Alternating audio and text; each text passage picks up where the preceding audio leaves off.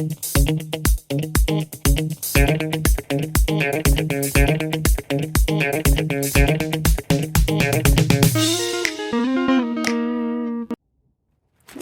hi. Yeah, today there is a little bit of a perspective change happening, because sometimes the answers are in the details, you know. Will it be the case for the next question? Let's see.